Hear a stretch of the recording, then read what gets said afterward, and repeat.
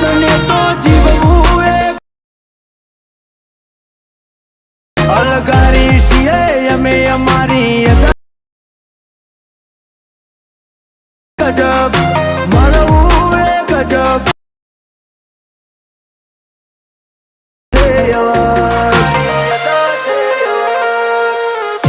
क्या बात है। जय माताजी मित्रों, હું છું આકાશ રાઠોડ। સ્વાગત છે આજના નવા એડિટિંગ વિડીયોની અંદર। તો મિત્રો આજના વિડીયોની અંદર તમને મિત્રો બર્થડેનું જોરદાર સ્ટેટસ તમને બનાવતા શીખવાડીશ। અત્યારે તમે જે ડેમો વિડીયોની અંદર સ્ટેટસ જોયું એવું સ્ટેટસ તમને આજે બનાવતા શીખવાનો છું, બરાબર? હેપી બર્થડેનું તો તમારે પણ એવું સ્ટેટસ બનાવતા શીખવું હોય તો મિત્રો વિડીયો સ્કીપ કરતા નહીં, પૂરું જોજો। તો અને મિત્રો ચેનલ પર નવા હોય અને પહેલી વખત આવે તો પ્લીઝ મિત્રો ચેનલ સબસ્ક્રાઈબ પણ કરી દેજો, બરાબર? તો એ પ્રકારનું સ્ટેટસ તમારે બનાવતા શીખવું હોય તો સૌથી પહેલાં તમારે અલાઇટ મોશન એપ્લિકેશનને ડાઉનલોડ કરવાની રહેશે। એ તમને મારા ટેલિગ્રામ ગ્રુપની અંદર મળી જશે, બરાબર? તો મિત્રો તમારે સૌથી પહેલાં અલાઇટ મોશન એપ્લિકેશનને ડાઉનલોડ કર્યા બાદ તમારે ઓપન કરવાની છે। ઓપન કરશો એટલે આવી રીતે તમને કંઈક એનો ઇન્ટરફેસ તમને જોવા મળશે।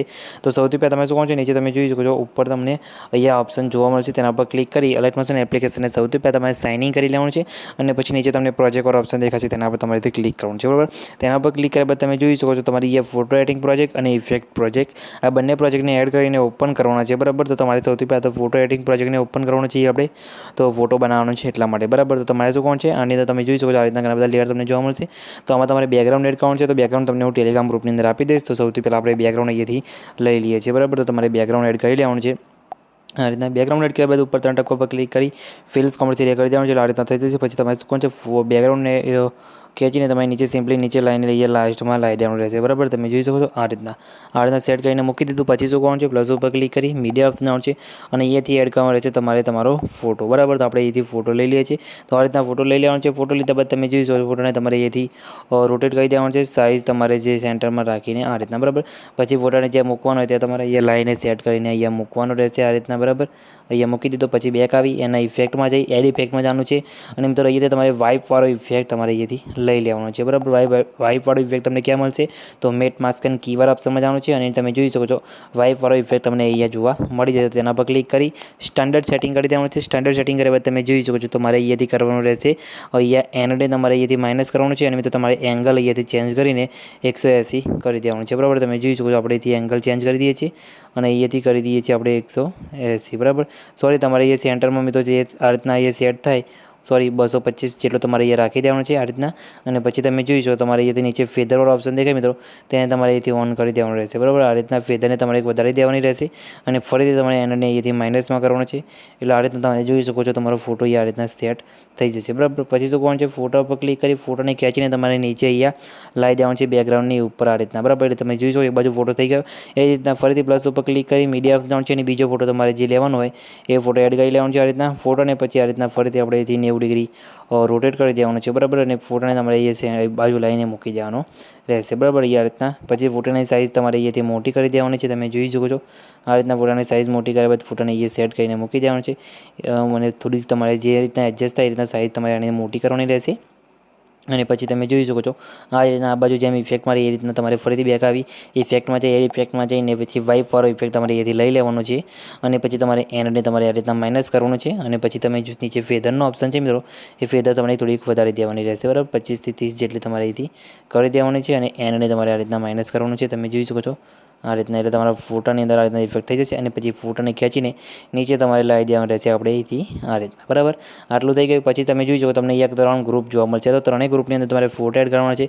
એના માટે ગ્રુપ ઉપર ક્લિક કરી એડિટ ગ્રુપમાં જવાનું છે, પ્લસ ઉપર ક્લિક કરી મીડિયા આપવાનું છે અને જે ફોટો તમારે અહીંયા એડ કરવાનો છે એ ફોટો તમારે અહીંયાથી લઈ લેવાનો છે। તો આપણે આ રીતના ફોટો લઈ લઈએ છીએ, ફોટોને પછી તમારે અહીંથી રોટેટ કરી દેવાનું છે 90 ડિગ્રી અને ફોટોને પછી ખેંચીને શેપને નીચે લાવી દેવાનું છે। શેપને નીચે એટલે આ બાદ ફોટોની સાઇઝ તમારે અહીંયાથી નાની કરી દેવાની રહેશે આ રીતના, તમે જોઈ શકો છો શેપમાં અંદર એડજસ્ટ થઈ જાય એ રીતના, બરાબર?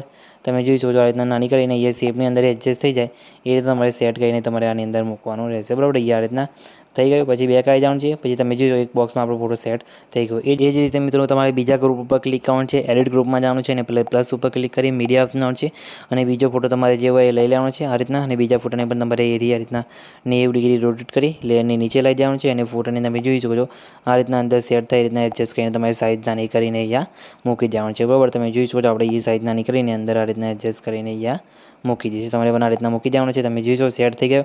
પછી તમને ત્રીજો ગ્રુપ ઉપર જોવા મળતો છે, તેના પર ક્લિક કરી એડિટ ગ્રુપમાં જવાનું છે અને આમાં પણ તમારે ફોટો અહીંયા મૂકવાનો છે, બરાબર. તો આપણે અહીંથી એમાં ફોટો લઈ લઈએ છીએ.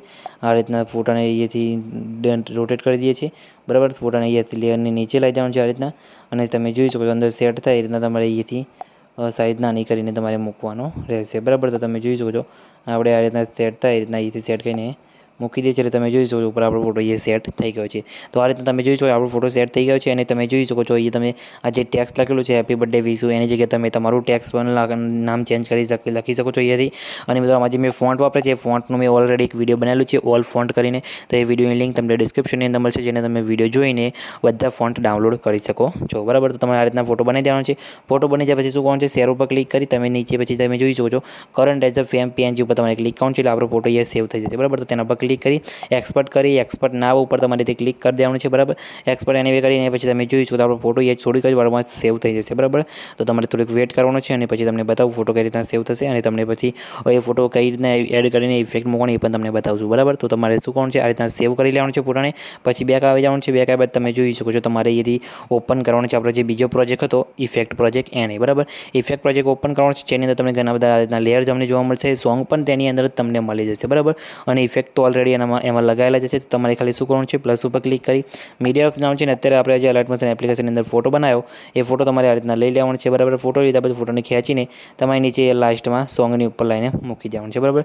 પછી ફોટાની લંબાઈ તમારે વિડીયોની લંબાઈ પ્રમાણે લાંબી કરી દેવાની છે, એટલે ફોટાની અંદર તમારે ઓટોમેટિક તમે જોઈ શકો ઇફેક્ટ તમારે એની અંદર લાગી જશે. તમારે કંઈ કરવાનું નથી, ખાલી ફોટામાં તમારે ફોટો બનાવીને ફોટો તમારે ખાલી આની અંદર એડ કરવાનો છે. અને પછી વિડીયો તમારું બની જાય પછી સેવ કરવા માટે ઉપર શેર પર ક્લિક કરવાનું છે, વિડીયો ઓફ જવાનું છે અને તમારા મોબાઈલની અંદર એ જેટલી એક્સપોર્ટ સપોર્ટ કરતી એટલે સિલેક્ટ કરી એક્સપોર્ટ પર ક્લિક કરશો એટલે તમારો વિડીયો અહીંયા સેવ થવાનું શરૂ થઈ જશે, બરાબર. અને મિત્રો તમે જોઈ શકો આપણો વિડીયો સેવ થવાનું શરૂ થઈ ગયું છે, કંઈ બી પ્રોબ્લેમ આવ્યો નથી.